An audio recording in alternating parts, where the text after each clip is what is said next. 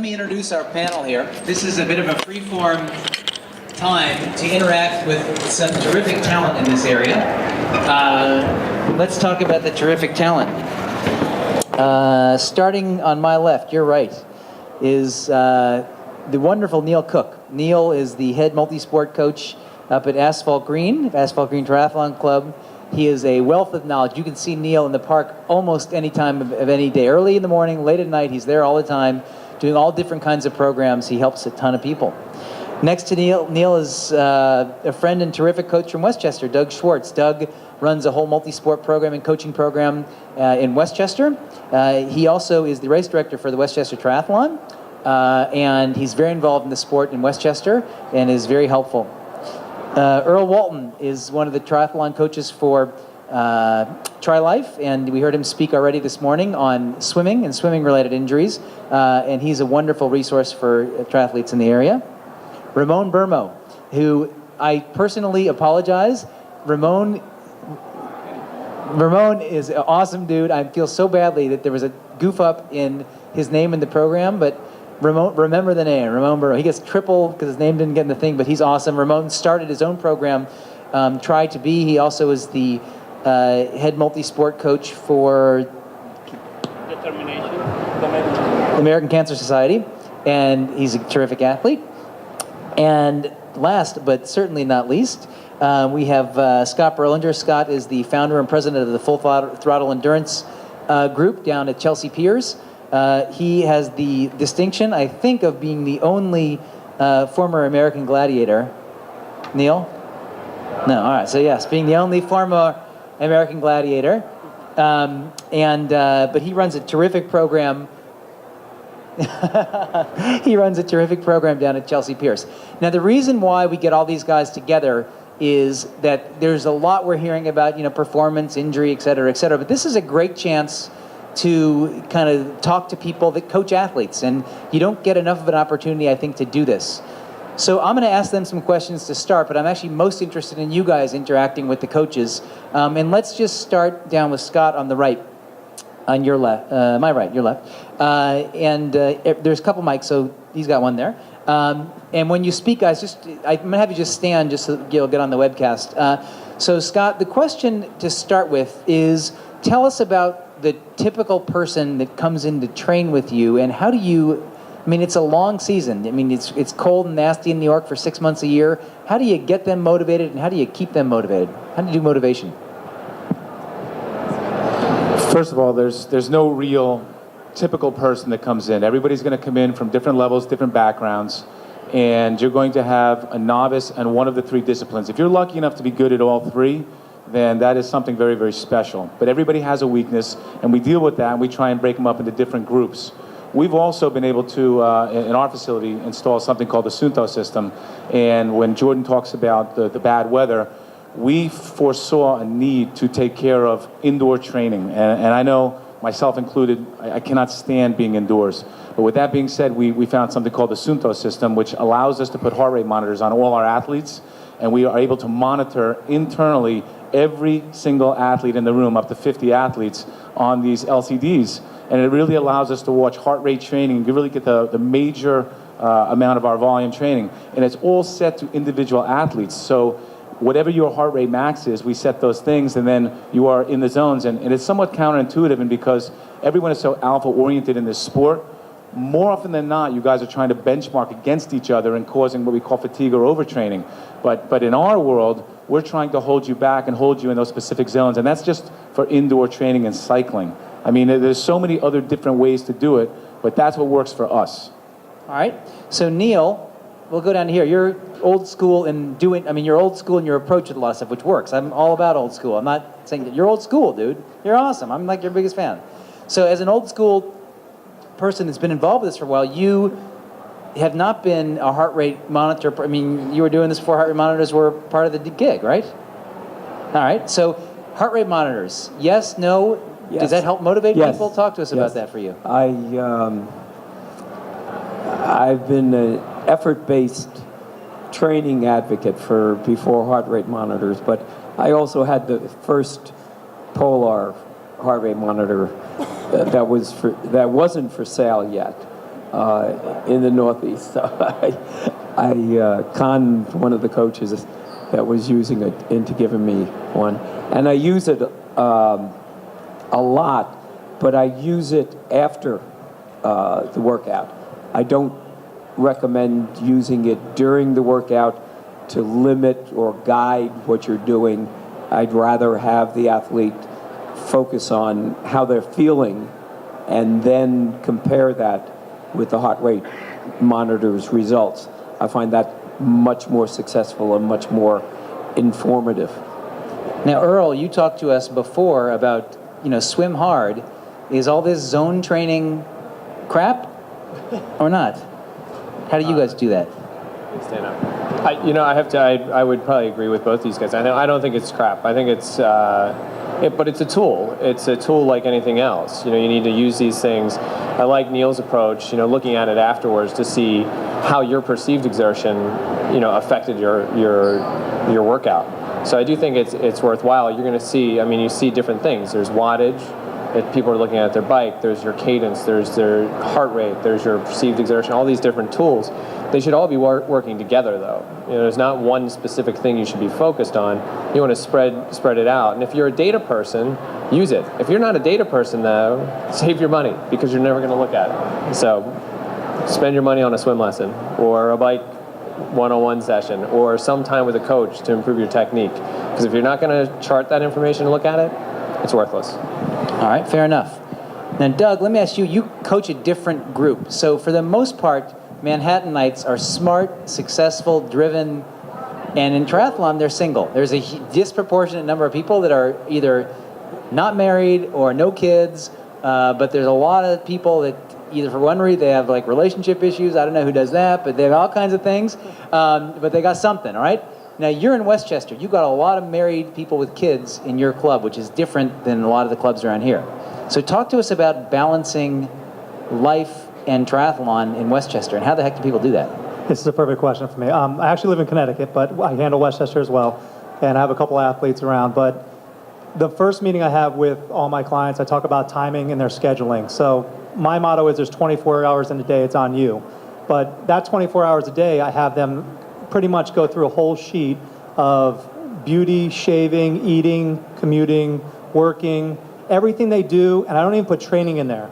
So when I see the minus in there of if you have family, if you have a partner or girlfriend, whatever it is, when I see that we're, okay, I have 18 days, I'm 6 hours, I'm doing nothing. All right, 6 hours, you could do a lot in 6 hours. What do you want to do in 6 hours? Do you want to train 6 hours? Do you have 0 hours? We got to take some stuff out. Do we have to take TV out? And then Jordan mentioned one thing I talk about balance. I always give my athletes a test. So if you're one of my athletes, I say, there's this guy who was a Coca-Cola CEO when I graduated college, and he talked about juggling balls. There was a glass ball, a rubber ball, and a marble ball. And I say, label those job, work, and family. I'm not going to give you the answer, but you think about what they are. There's no right or wrong answer, but I'll tell you one thing. There's a lot of things that are more precious to you than are not precious to other people. So I talk about juggling those things, and you're going to drop one of those things once in a while, but the most precious thing is going to probably be that glass thing that you don't want to drop. So when you talk about balance, I give them that quiz and figure out who they are as a person to figure out what ball is the glass and not to drop it. Now, you just stay there for 1 sec, because I'm sure you got a lot. Many people in the triathlon community had that the article. Who got emailed the article by somebody about from the Wall Street Journal about triathlon taking over your life and ruining marriages and relationships? About half the room, right? It's kind of the unsaid thing, but I think it's a real thing, and I think people that live where your guys live, that oftentimes commute into the city or not, it's a lot to juggle. So did that article stimulate discussion in your guys' circle? I have a very understanding wife, so she's very supportive of me, and I always tell my athletes as well, number one thing to do is sit down with your partner or your family and say, look, I'm thinking about doing X. It could be a sprint, it could be a 10K, it could be an Ironman, whatever it's going to be like, I went over with this coach, Doug, and he went over the 24 hours. I have like an hour a day extra I could work out. Can I do that? Is it okay? Because the last thing you want to do is if you run that 5K and you get to the finish line, or you run that sprint or Olympic, whatever you're going to do, and you get to the finish line and your partner, family, friends aren't there at the finish line, it's kind of like okay, I did it. But like, it's so much better if that person or those people that love you are right there to like hug you and really be in there, for you. So I always talk about like, if you do have those families, those partners, and you talk about commuting. So one of these guys who moved from, he moved from Westchester, he has a house in Maine. I'm like, let's find some time for you. He works at Intrepid. I was like, do you want to start biking to work? Because we both work in Manhattan. He goes, definitely. So as soon as like probably May, once a week, we're going to start biking to work. So you got to figure out that time. Like, how many people live an hour away? Just raise your hands. Okay, so there's only a couple of you. How many of those people who live an hour away came with a partner or someone else? Okay, how many of those people that you're raising the hands brought your running shoes or a bike? Okay, so now you got to figure that out. So if you're driving someplace, or you're going someplace on the weekend, you bring your bike, you bring your running shoes, and you tell your partner who's driving, say, listen, half hour away from the house, drop me off, I'm going to run home. Or I'm going to bike home. Because how hard is it for your partner to go home and unpack a little bit? And you'll eventually be there, but you're going to kill two birds with one stone. So that's managing the balance. Good. Ramon, you and Earl on the other side, but let's start with Ramon first. You, I wouldn't say specialize, but you have a huge number of people who, both with the Cancer Society and with your new group, that are basically setting an Ironman as their first-time goal, or a long-distance race, half Ironman, long-distance race. Talk to us about getting people from kind of some base, wherever they are, to that big distance race for the first time. What works, and then even kind of think about some of the comments Doug just made about this kind of balance issue, because I think that's a tough thing that both of you guys have with the first timers, is that becomes so much a part of their life, and how do you do that? So Ramon, talk to us about that, the first timer. First timer. So the first thing you have to decide before you do a long distance triathlon is wanting to do it. In order for you to complete a race, you have to commit to the training. So as we all know, you heard before, it's not about what happens on race day, but what you do before race day. So before you can decide to do an Ironman, just because you want to get the tattoo, you want to make sure that you have the time to invest in the training. So when you can get to race day, you can actually enjoy the experience versus like freaking out, it's wavy out there, I'm going to drown here. No, you have to make sure that you put the time in it.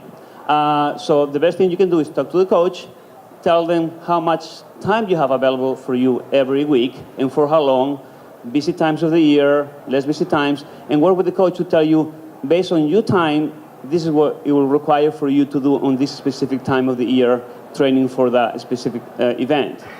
Once the person decides to, I can invest that time, then you can tell the person, you can definitely do it. Because as we all know, anybody can do a long-distance triathlon, an Ironman, proven. The Ironman right now is what the marathon used to be 25 years ago. People thought only elite athletes can do a marathon.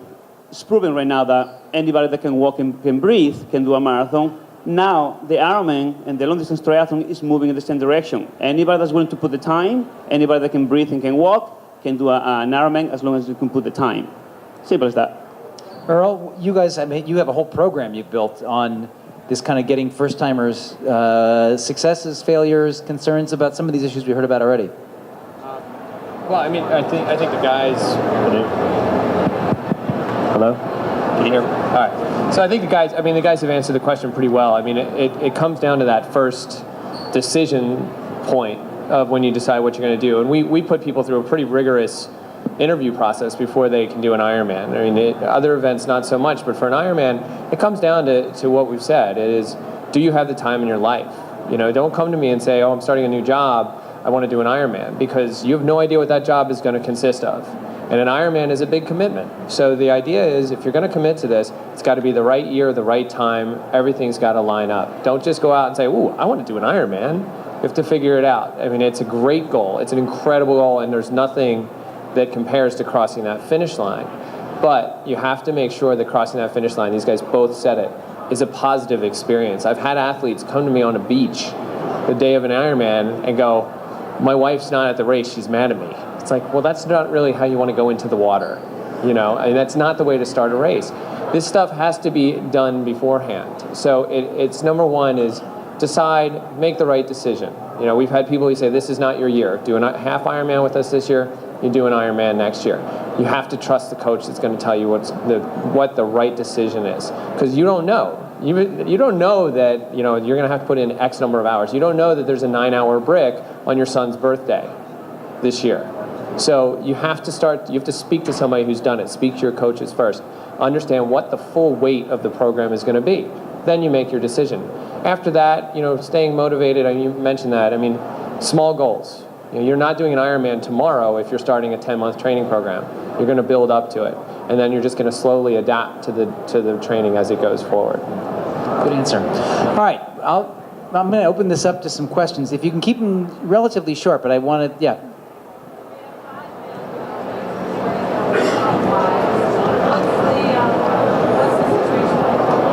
Great question. All right, so the question is, we have 5 male coaches and stories about pissed off wives. Where are the women? First of all, I got to be honest, our female coach bailed on us for this session. We were supposed to have one. She's not home with the kids. But she's actually a bit she's a little ill today. She sent me a text, but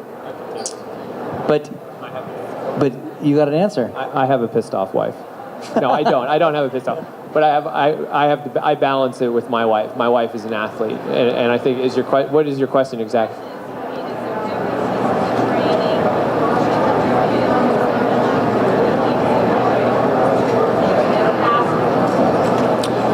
Not differently based on male versus female, but differently based on the individual.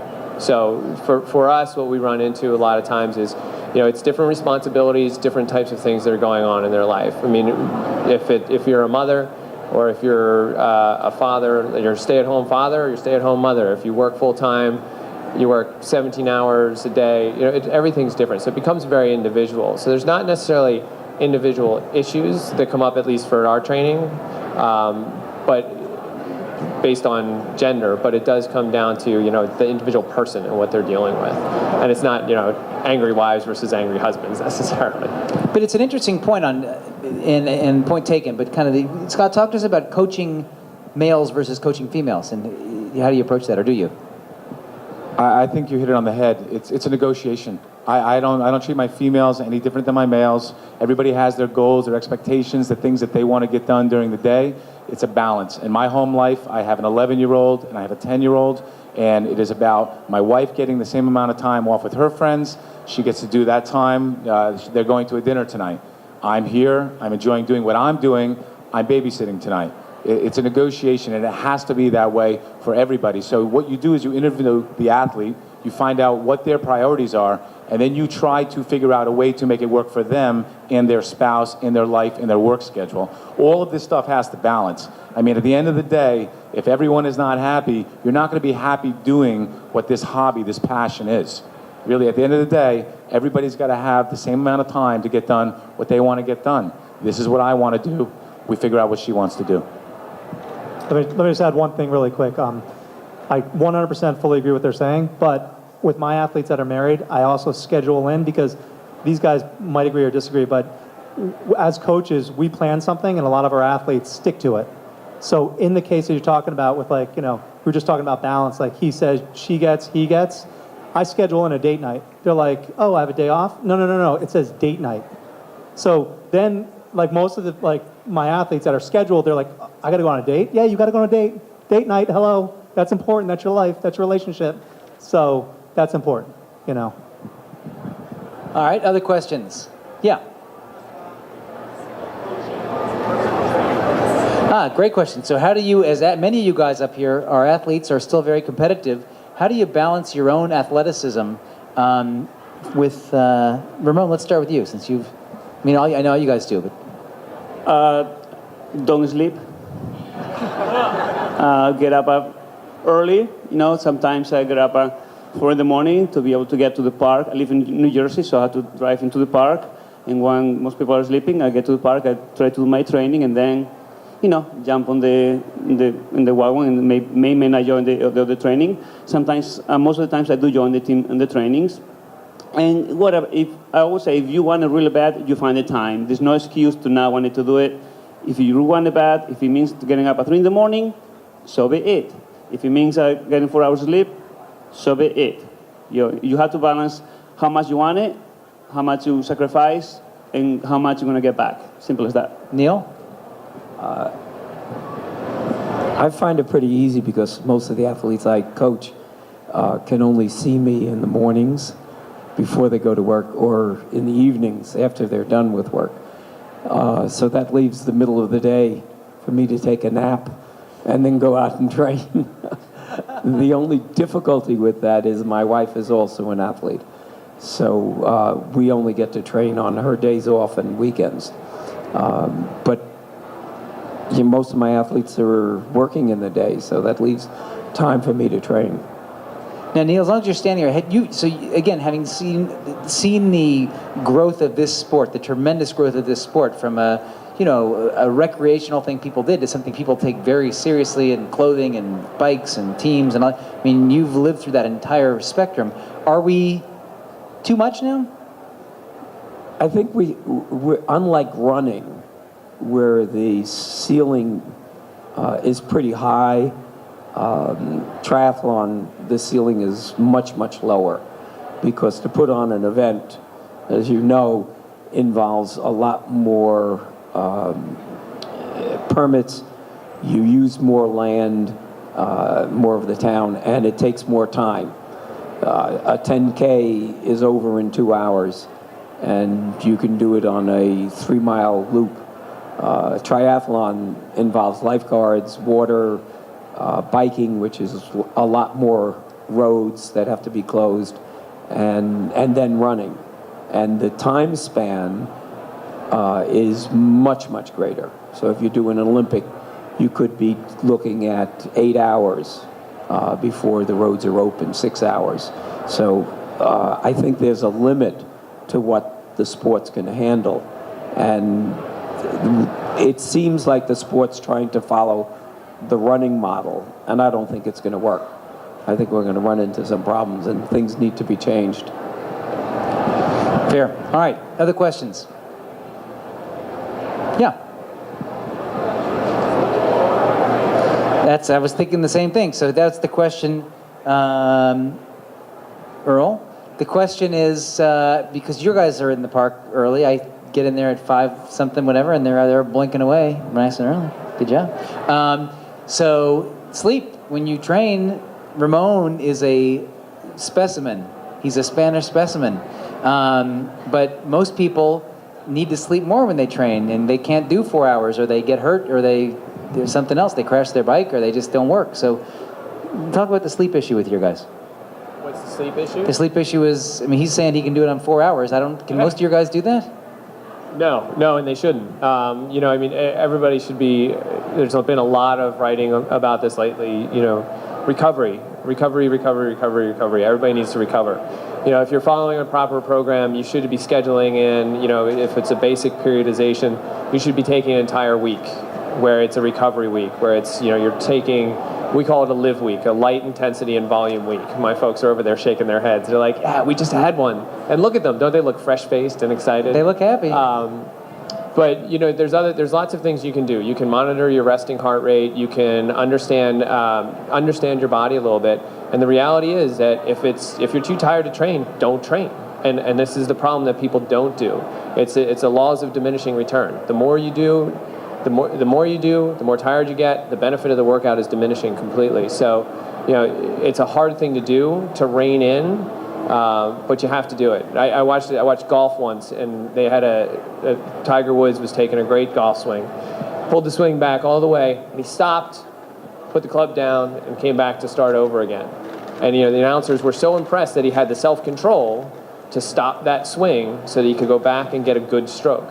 It's the same idea in your training. You have to stop once in a while and go back to it. Rest is actually more beneficial than going out there and just dragging yourself around the park over and over again. So, I'm an early riser too. I'm up at 4 o'clock every day. I pass out by 8 o'clock, 9 o'clock at night. And I have a very understanding wife, and it's like I go in, I put my son to sleep, and I'm done. That's how we balance it. But you have to take the time to rest. So you're either scheduling it in, as I'm sure Doug says, date night and sleep night. There's on Doug's schedule, but you have to get it. And everybody's different as far as how many hours and whatnot, but you got to get it. Yeah, just up in the red. Yep. Great. So that's a great question. We'll go right down the row. We'll start with Neil and come around. What's the common mistake? Whatever jumps to your head. The most common mistake my athlete makes is. Should we start down there? There are a lot of mistakes they make. I mean, I think my job is mostly managing their psyche. So I think expectations and setting goals which then trickles down into doing workouts that are too hard or too long. So the problem I have most often is a psychological problem. Their expectations, their goals are just wrong, and then it leads down into training wrong. So, or they don't think what I'm giving them is enough, and that's the biggest problem I have. Doug? I can't agree with what Neil was talking about more, but I think the biggest mistake my athletes usually have are a lot of my athletes train in groups or with partners. So when you give them the detail of what they need to do in a weekly or bi-weekly format, you'll come back on your weekly conversation with them, and they're like, "Wow, I'm so tired," and how are you so tired? It was a week off. Well, I went out with Andy on that Wednesday night ride, and we did like 80 miles. What'd you do 80 miles for? Wednesday night was your date night, or Wednesday night was your night off. So my biggest mistake my athletes usually do are, once you agree upon like the Sunday conversation and set up the schedule, it's like not executing and not listening to it. So that's what it is. Well, they took all the good ones. They don't sleep, and other than that, they're perfect. You guys are perfect. No, I think one of the big mistakes being in New York and being at the way that we train. It's early in the morning, or it's right after work. And one of the big mistakes, besides the other two, which are very good, is improper fueling for the workout. So a lot of people that come out and they're like, "Why do I have heartburn?" Well, because you just threw down that giant jug of water because you hadn't had anything to drink all day, so you figured that would hydrate you for the workout. So, making sure that you're planning your workouts and mentally preparing for it. Like when you have a long run at night, you have to be ready for it. So don't run right from the office out the door, grab an apple, and think that's gonna work. So proper fueling, being mentally set for the actual workout is really important. Ramon? Well, I don't think it's the most common mistake, but I believe that most common mistake on race day is that race day is not about getting fit to the start line. I don't think that's an issue with most athletes. People put the training, they get to start line fit. The biggest mistake is making the wrong decisions on race day. So during training, you should and you must practice every possible scenario that could happen on race day, because race day is all about making the right decision at the right time.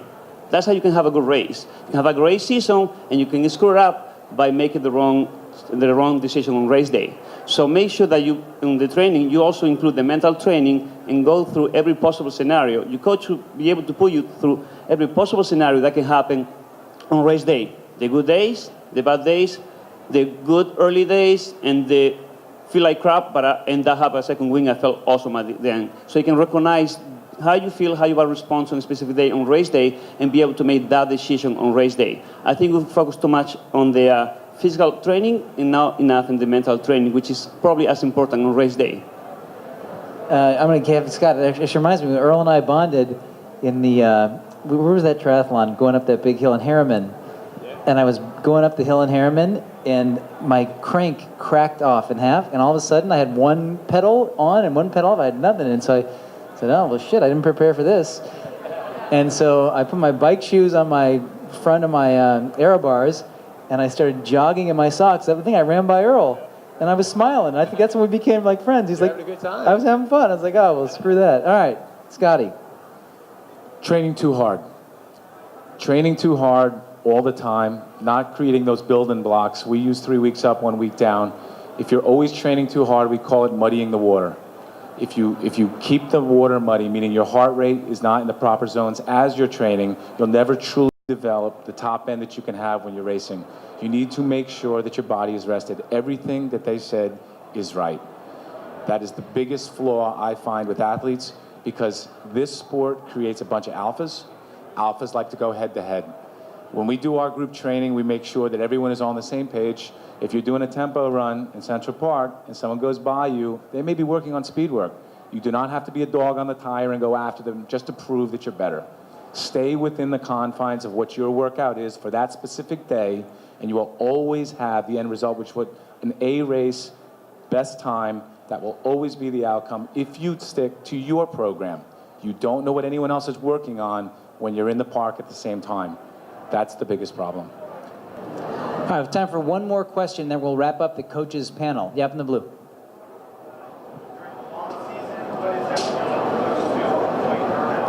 Good. So the question is the long season, and how do you avoid burnout? You know, we're coming out of the downtime now. So how do you avoid burnout during a long season? Let's start right down here. We'll go down the.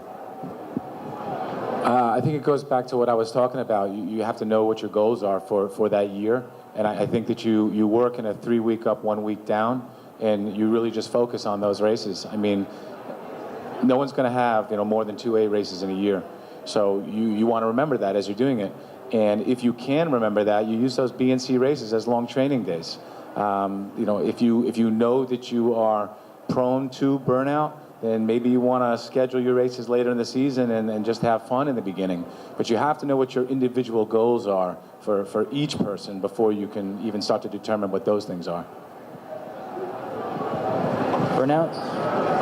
Well, two things. One is don't take on more than you can chew. A lot of being part of if you're part of a club, a lot of it becomes social. So we start doing not the races that we want to do, but the races that others are doing because you don't want to miss on the fun. So you want to do this race because that's the one you want to do, and this other race because it fits well in your calendar. But then Maria, Jessica, and Jennifer are doing this fun race in Westchester, and you want to do it because you don't want to miss the fun. So you have to stick to what you want to do and not what everybody else is doing. And second one is listen to your coach, especially you, Mike. Because we all know that we are busy, we're going to miss training sessions, the calendar says do this, do that, but because you missed the last 3 days, you have to make up for it. Coaches will put a training calendar together that we know that most people will do about 70 to 80% of the workouts. And as long as we know you do that, you will be more than fine.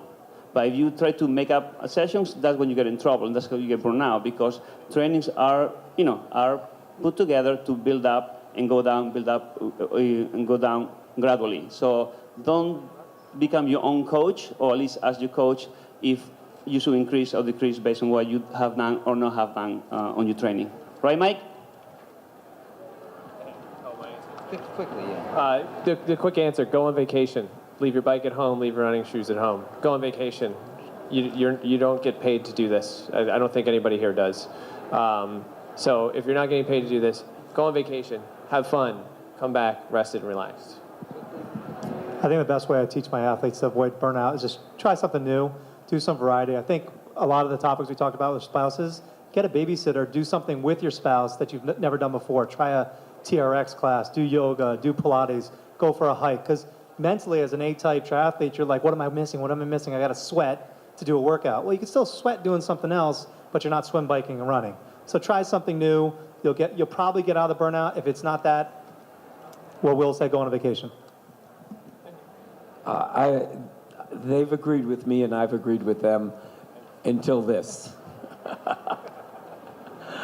One year I ran 52 races and stopped racing Thanksgiving Day.